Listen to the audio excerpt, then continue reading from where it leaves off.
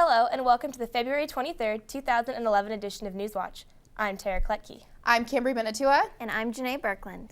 Coming up on Newswatch, we'll take a look at Initiative 1183 and its effect on local business. Also, find out more about what happened to Morgan Middle School. Plus, we'll talk about a car crashing into a local 7-Eleven store. I'll also be updating you on the wind we've been seeing in the valley in our weekend weather. All this and more coming up on Newswatch.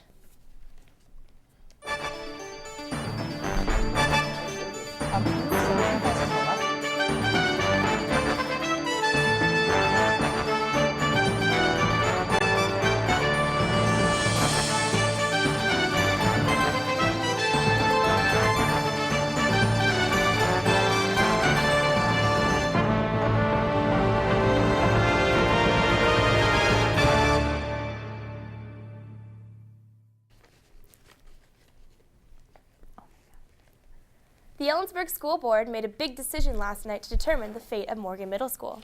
Will Morgan Middle School be completely vacant from here on out, or will the school house students for a few more years? Newswatch reporter Justin Rydens has more on the story. Here you go.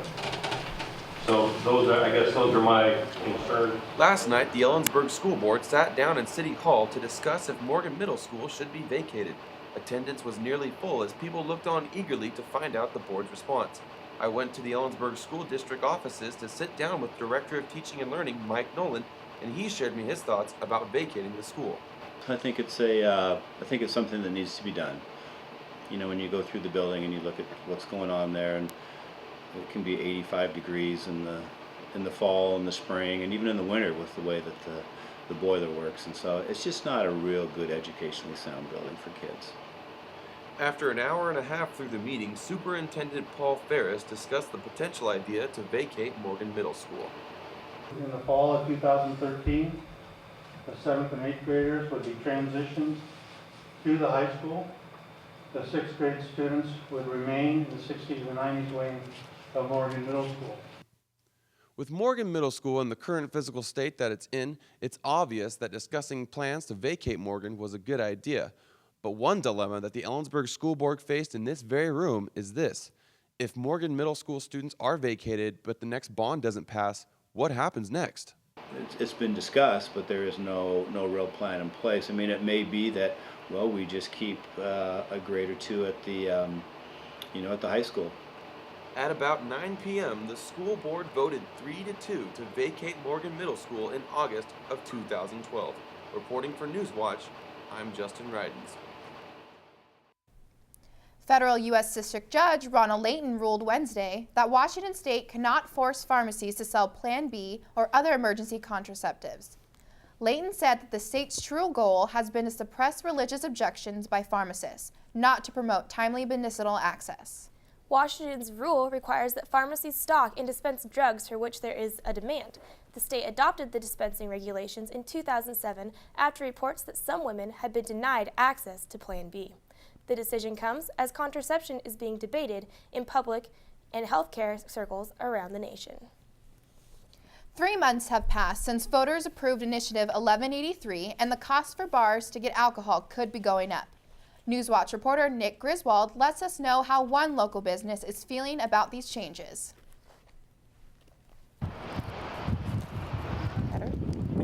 Your local bar may have higher prices for drinks under the recently passed Initiative 1183. March 1st marks the date that bars and restaurants can buy their booze from private distributors or continue with the state until June. Palace Cafe owner PJ Bugney explains why the prices could change. And as of now, they're saying that it may end up costing more because the distributors that are going to be distributing it have had to build huge distribution centers that they didn't think they were going to have in their business. A 10 to 17% fee passed on from the state to local businesses could be passed on to you. If it's a small enough raise in price, then probably nothing.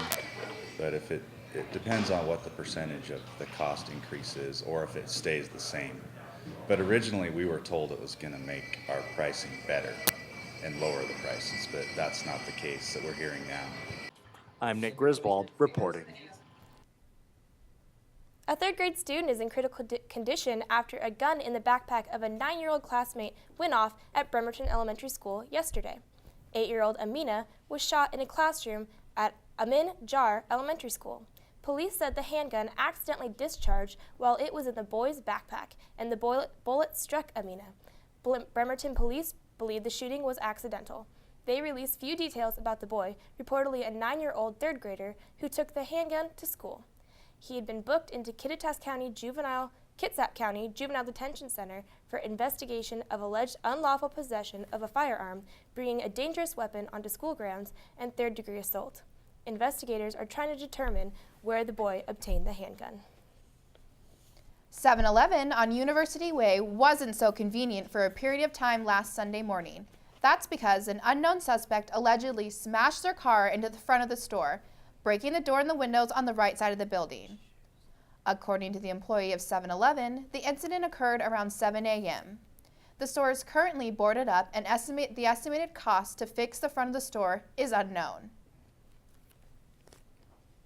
Same-sex marriage opponents are challenging the ballot language for Referendum 74, the measure that seeks to repeal the same-sex marriage bill passed by the legislature and signed by the governor earlier this month. The ballot description and summary are intended to help voters understand clearly what they are being asked to vote on and the consequences of that vote. Preserve Marriage Washington Group is seeking to reverse the legislature's action and propose different wording of the bill. Supporters of the new law are also expected to challenge the ballot title and have until Monday to do so. A hearing date has not yet been set in Thurston County Superior Court. Up next, find out what a new smoke shop in Ellensburg has to offer. Also, learn who will be joining the Kittitas Valley Community Hospitals team. After the break, will there be a new public shooting range developed in Ellensburg? Find out more in 90 seconds.